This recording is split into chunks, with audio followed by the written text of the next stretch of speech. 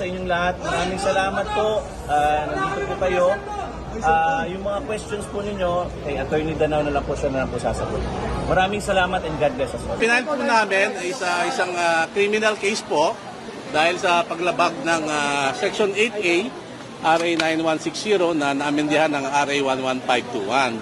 Ang sinasabi po sa batas ay bawal po na isiwalat ng AMLAC kahit anong informasyon na nalakap nila sa mga bangko.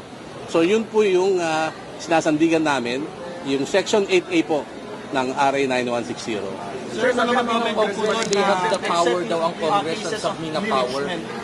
Teka lang. So, kung babasahin po natin yung batas na yon, na-amendahan siya noong 2021, RA 11521. Inamendahan ng RA 9160. So, 2021 po, yung batas na yan, pinatupad po ng Kongreso, di ba?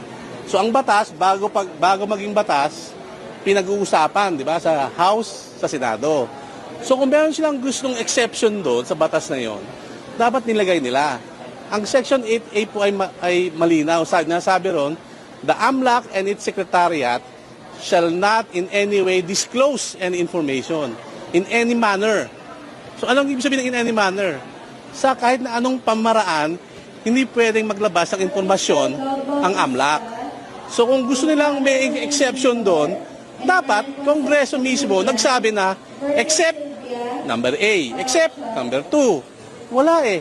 Basahin po natin Section 8A at ang buong AMLA na batas, wala pong exception. Attorney, bakit kasama sa mga sinampahan ng reklamo yung mga kongresista mula sa liberal at bayan? Hindi naman dahil sa liberal or bayan sila. Dahil kung makikita po natin ang nangyari sa Kongreso, sa House Committee on Justice, sila po yung nag-udyok na ilabas. Di ba? Sila yung nag-motion, sila yung nag-second motion, at pinirmahan yung sabpina.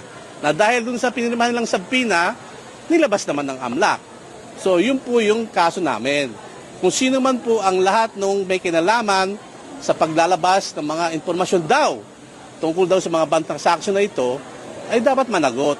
Yun lang naman ang sinasabi ng aming kliyente sa Atty. Carpio. Kung ano sinasabi sa batas, dapat sundin natin. Kung nilabag mo, ano gagawin mo pag nilabag? Di ba? Kasuhan ng kaso. Ito na po yun. Sir, managot yung reaction. Sabi daw ni Senator Laila. Tera.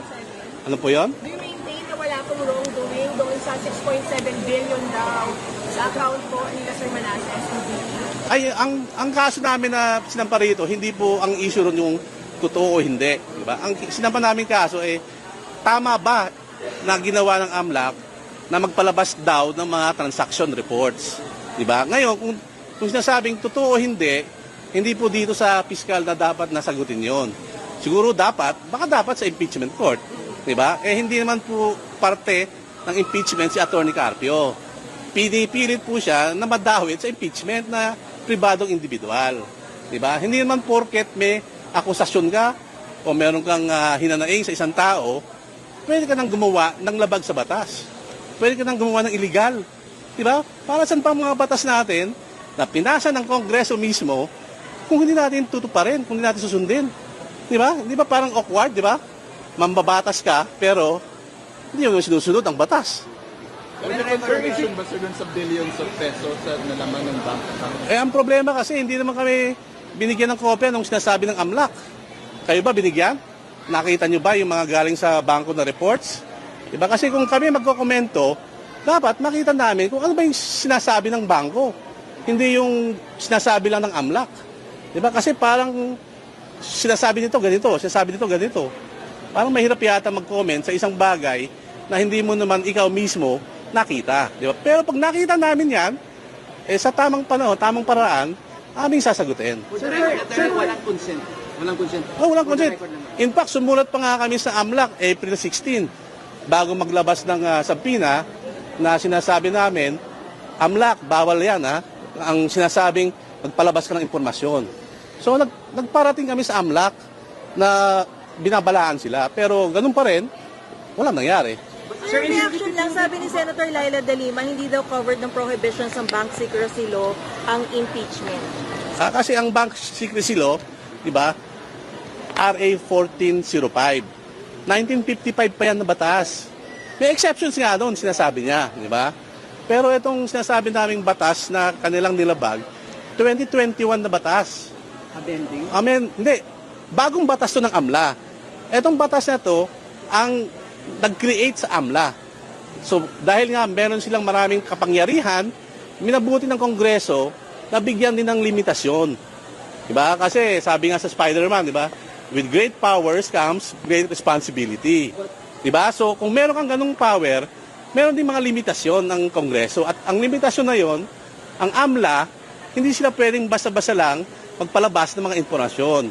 So, in any manner nga basahin yung Section 8A. So, sir, kahit mag-proceed ito sa Senado na tatayong impeachment court, you're saying na hindi rin to allowed na ilabas yung mga bank transactions and bank records ng Vice at ni Sir Carpio? Hindi, ang sinasabi namin, yung AMLA, bawal maglabas ang AMLA ng kahit anong impormasyon. Ngayon, kung gusto lang usisain yung mga bank reports, bank information, meron namang paraan sa batas. Diba? Pero ang sinasabi namin, yung AMLA mismo, hindi pwede maglabas ng kahit anumang impormasyon na nakuha nila galing sa mga bangko. Ngayon, nasa batas naman kung paano legal na paraan para kumuha ng bank information. Nasa batas din naman yon. Pero ang sinasabi lang namin, AMLA mismo, ang Kongreso mismo nagsasabi, bawal ka AMLA. Bawal ka maglabas ng kahit anong impormasyon. Sir, is it correct po, hindi po tayo maglalabas din ng yung AMLA report sa Senate na sa impeachment court? Hindi naman kami pwede maglabas Kasi ang AMLA, siya ang dapat na maglabas ng impormasyon. Diba? Ang AMLA kasi, kung titignan yung batas, ang AMLA ay ginawa para sa money laundering. Diba? Para siya mag-imbestiga ng mga money laundering acts. Ngayon, hindi mo po pwede namang gawin na wala ka namang money laundering na fina-file, tapos magsisiwalat ka ng mga informasyon. Yun ang pinapahintulot na ayaw ng batas. Na sinasabi ng batas, bawal yan, pwede ka makulong 8 years. Okay? Kaya, kung susundin natin ng batas, wala sanang problema. Wala sana to Diba? Kumuha sila ng bank inquiry order. Nasa batas naman yan, pwede sila mag-apply sa CA. Diba? Kung sundin natin ang batas, wala namang maagrabyado. Sir, sorry po. Sir, is it correct to say na you neither admit nor deny the financial disclosures dun sa nilabas ng AMLA during the impeachment? Kaya una sinasabi ko nga, paano namin ma-deny or ma-admit yung mga sinasabing transaction kung hindi naman kami binigyan ng kopya ng AMLAC at hindi naman namin kami binibigyan ng kopya ng mga reports kung saan galing ang summary ng AMLAC. Pero in my sa pag-uusap namin ni Atty. Carpio, he vehemently denies having 6 billion ba yun o 3 billion? He vehemently denies that.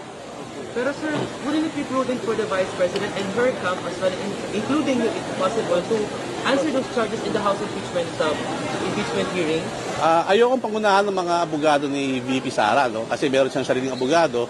Pero sa parte ni Atty. Carpio, dahil nga pribadong individual naman siya, na pilit na sinasama sa impeachment, hindi kami po parte ng impeachment proceeding. Diba? Hindi namin kailangan na sagutin ang mga sinasabi nila Attorney De Lima, sila Congressman Luistro, di ba? Kasi hindi naman kami parte ng impeachment proceeding Kaya kami nagtataka, bakit pilit na sinasama kami sa impeachment proceeding, di ba? 2006 hanggang 2025. Di ba? Yun ang covered ng subpoena. Di ba? Hindi naman siya politiko, si Atty. Carpio. Di ba? So kayo kung nasa lugar niya, kayo na simpleng tao lang, di ba? Bigla na lang lumabas ang kaluluwa nyo, diba? Since birth, hindi ba kayo aalma? Kasi may batas naman na bawal. Pero sir, yung allegation na tumanggap ang pamilya ng Vice ng pera mula kay Samuel Uy, alam ba yon ni Atty. Carpio? Does he have a knowledge kung may mga ganong pagpasok ng pera, ng deposits? Unang-una, sinasabi ko nga, I think Atty. Carpio will not be in a position to answer those questions. Kasi nga, hindi naman siya parte ng impeachment proceeding at unang-una, sinasabi, transaction yun ni VP Sara, allegedly. Diba? So I think the lawyers of VP Sara can adequately answer that. And I think they have, no? They have denied it through Attorney Michael Powa. I think na-monitor nyo naman yun, yung mga statements ni Attorney Mike Powa at yung mga abogado nila kay Fortune Narbasa. Sir, Ano sir, yun? Si VP Sara lang ang may hawak ng bank accounts na yun. Walang ginagalaw doon si Atty. Garcio. Yung nga, hindi nga rin namin masabi nga kasi una-una sabi ko nga, maraming mga accounts, iba-iba naman ang accounts, di ba? Lahat naman siguro tayo iba-ibang accounts, hindi lang isa. So, hanggat sinasabi ng AMLAC na mabigyan kami ng kopya kung saan nanggaling ang mga sinasabi nilang mga summary of transactions, di ba?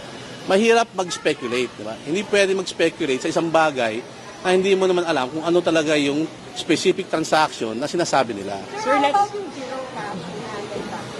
I think that should be properly addressed by the lawyers of VP Sara, no? Sir, last hearing, pinaspone ng mga lawmakers yung pagbukas ng BIR records of Atty. Carpio and Vice President Sara Duterte. And I understand Atty. Carpio's another petition questioning that move. I mean, yung pagsubmit. Yung sa ng records. BIR? Yes po. Oo. Ngayong April 29, pagdedesisyonan daw kung bubuksan o hindi. Ano po yung comment natin dun sa...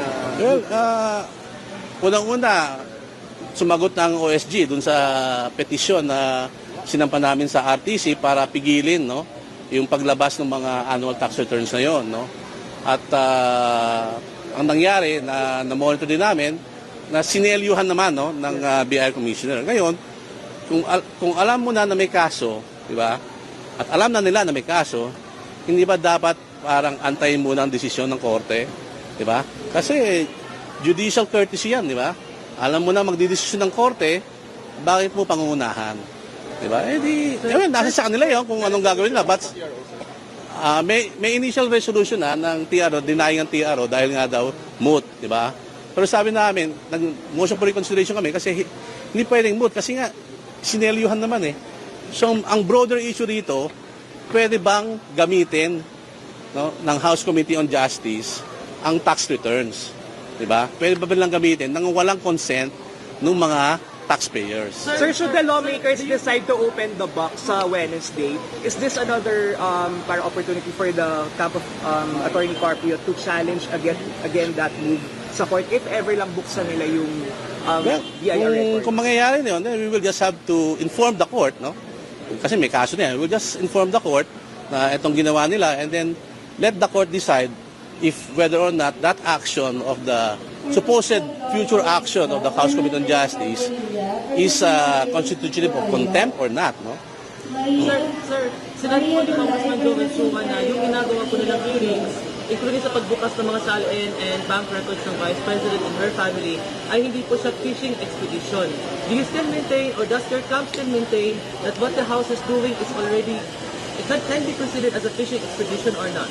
Well, I don't want to comment on the side of VP Sara as the subject of the impeachment. But as for Attorney Mans, siyempre sa amin fishing expedition, di ba? Di ba ang posisyon lang naman ng impeachable officer as Vice President 2022 to 2025, di ba? Pero kung makikita niyo yung tax returns na gusto lang buksan 2006, di ba? Tapos itong gusto lang bank reports 2006 din. So 2006 to 2021, hindi ba fishing expedition yun na hindi naman unang-una, hindi naman covered ng term ni VP Sara. Pangalawa, si Atty. Carpio, hindi naman siya politiko. Bakit kailangan mo pang usisahin ng tax returns niya at saka kanyang mga bank transactions, di ba? It's a fishing expedition precisely because of the all-encompassing and malawak na gusto nilang informasyon. Di ba? Kung sabi nga nila, sufficient in form and substance na yung complaint, bakit ka pa kailangan kumuha ng ebidensya? Di ba? Sabi na okay na yung complaint. Tama na sa form, tama sa substance. Di ba? So bakit meron pa tayong ganito na mga nangyayari na sinasabi na pa yung mga tax returns, sinasabi na pa yung mga bank transactions prior to 2022. From 2006 to 2022. So a period of around 16 years. Di ba? Hindi ba phishing yun? Kayo sumagot. Di ba? Okay? Sir.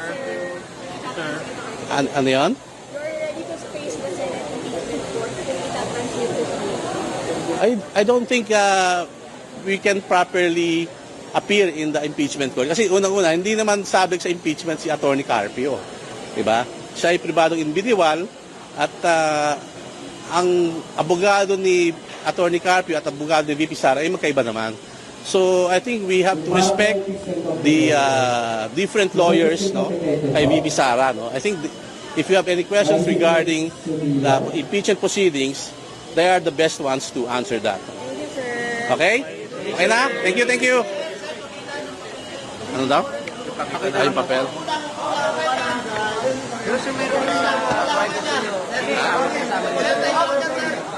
Sir, salamat po ah. Salamat po.